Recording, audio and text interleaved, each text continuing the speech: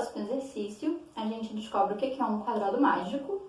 Um quadrado mágico é uma tabela 6x6 que satisfaz que em cada um dos quadradinhos eu vou colocar um certo número e eu quero que a soma dos números em cada linha e em cada coluna sejam o mesmo, a mesma soma. Então, independente da linha e da coluna que eu escolhi, eu quero obter a mesma soma. Isso seria um quadrado mágico, que é uma situação muito especial. A nossa pergunta é se eu consigo fazer um quadrado mágico com os 36 primeiros números primos. Então, quem são os 36 primeiros números primos, né? O primeiro é o 2, depois o 3, depois o 5, o 7, o 11, 13, 17. Mas aí vai começando a ficar cansativo e não parece ser muito agradável calcular os 36 primeiros números primos para descobrir quais são os números que vão estar na tabela. Mas não se preocupa, só pensando nos primeiros já vai dar para resolver o problema. Eu vou ter aqui 36 números, que são os 36 números primos, e eu quero saber se é possível, com essa configuração, eu ter um quadrado mágico. Então, digamos que de fato eu consiga preencher o quadrado mágico com os 36 primeiros números primos e dê tudo certo, que a soma de cada linha, de cada coluna seja igual. Digamos. O que a gente sabe sobre paridade dos números primos? A gente sabe que o 2, que é o primeiro número primo, é par. Mas nenhum outro número primo vai ser par também. Porque o número par vai ser múltiplo de 2 necessariamente. Então, se ele não for o próprio 2, esse número ele é composto, ele tem um divisor que não é 1 nem ele mesmo. Então, não tem como ser ímpar. Então, dentre os 36 primeiros números primos, o importante é que um deles é par e o resto é ímpar. Então, a gente pode não prestar atenção em quais números a gente está lidando, mas eu vou ter um número par e o resto vai ser tudo ímpar. Vou ter 35 números ímpares. Será que é possível montar um quadrado mágico desse jeito?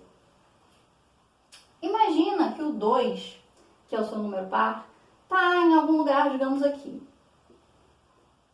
Tá? E os outros números são todos ímpares, certo? Então, por exemplo, a soma dessa linha aqui, vai dar um número par ou vai dar um número ímpar? Olha, aqui eu vou ter um número ímpar, aqui um número ímpar e ímpar, enquanto que aqui eu tenho um número par. O que vai acontecer com essa soma? Eu tenho 5 números ímpares, que é uma quantidade ímpar, portanto a soma vai dar um número ímpar, né? Porém, qualquer outra linha que eu escolha, eu vou ter 6 números ímpares. O que significa que nessa linha aqui, a minha soma vai ser par, porque 6 é um número par. Isso mostra que se eu coloco 36 números no meu quadrado, sendo que só um deles é par, então eu vou ter pelo menos uma linha ímpar e pelo menos uma linha par.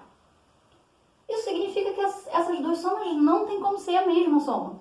É impossível esses dois serem o mesmo número, porque não tem número que é ao mesmo tempo ímpar e ao mesmo tempo par.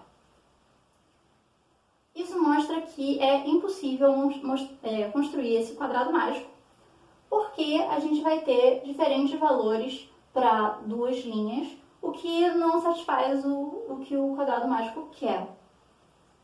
Então, essa é a demonstração. É bem simples, na verdade, se você for pensar.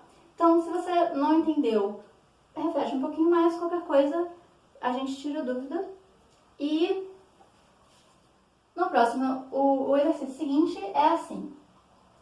A gente tem 3 discos de hóquei e eles têm nomes, tá? A gente vai chamar eles de A, B e C para a gente conseguir identificar os discos. É como se cada um deles tivesse uma cor diferente e a gente consegue diferenciar. Então, a gente sabe quem é o disco A, quem é o disco B e o disco C.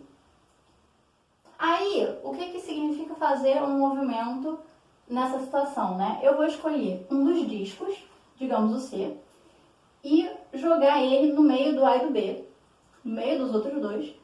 E aí eu vou ter uma situação do tipo, eu vou levar o C para cá, né? E aí a minha nova situação vai ser o A e o B ficaram parados e o C veio para cá. E aí eu vou fazer um outro movimento, eu vou escolher qualquer disco agora, digamos o A, e aí eu vou mandar o A para o meio do C, e aí a nova situação vai ser assim, C e B ficaram parados e o A veio para cá. O que a gente tem que perceber aqui? É muito sutil a diferença entre o primeiro e o segundo, mas eu vou esclarecer vocês o que está acontecendo. Vamos olhar para a orientação dos discos na direção ABC. Se a gente for fazer ABC aqui, olha o que está acontecendo. A gente está fazendo uma curva no sentido horário. Assim. A gente está girando assim. ABC. Enquanto que, nessa situação aqui, se a gente for fazer ABC, a gente vai virar assim, ABC. E aí, olha só o que está acontecendo. ABC.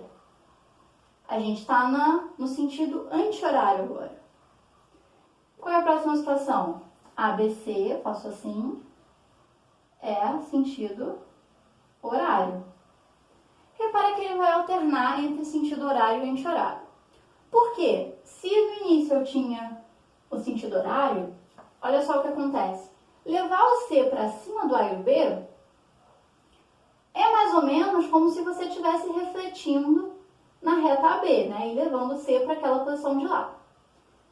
Refletir no plano troca a orientação, porque olha só o que vai acontecer com essa orientação que estava assim. Quando eu refletir, ela vai passar a ter outra orientação, né? Se o meu relógio está com o ponteiro indo para cá e eu reflito ele, ou seja, agora ele está apontando para o outro lado, ele vai estar rodando no sentido anti-horário para o meu ponto de vista. Ou seja, a gente vai ter o sentido alternando entre horário e anti-horário. A nossa pergunta era se é possível eu voltar para a mesma situação, botar os discos A, B e C nos mesmos lugares que eles estavam no início, depois de 25 movimentos. Então eu fiz 25 movimentos e coloquei o A, o B e o C exatamente nos mesmos lugares, né? Você imagina que você está num plano e aí você está mexendo eles e aí você conseguiu colocar o A no lugar que o A estava no início, o B no lugar que o B estava no início e o C no lugar do C que estava no início. Por que isso não é possível de acontecer? Porque se eu fiz uma quantidade ímpar de movimentos, olha o que aconteceu no primeiro movimento. Eu estou no sentido anti-horário. E se eu fizer uma quantidade par de movimentos, eu estou no sentido horário. Ou seja, se eu fiz 25 movimentos, a minha situação final vai estar no sentido anti-horário. É impossível que essa minha situação, depois de fazer 25 jogadas, que está no sentido anti-horário, esteja nas mesmas posições que ele estava no início, porque no início ele estava no sentido anti-horário. Então, esse exercício tem uma solução bastante sutil, mas é só um truque para a gente relembrar como é que a paridade ajuda a gente, né? Coisas que alternam sempre a cada movimento, sempre ajudam a gente se a gente quer saber se dá para voltar para a mesma situação que estava antes e etc. Então, continua assistindo para o próximo vídeo.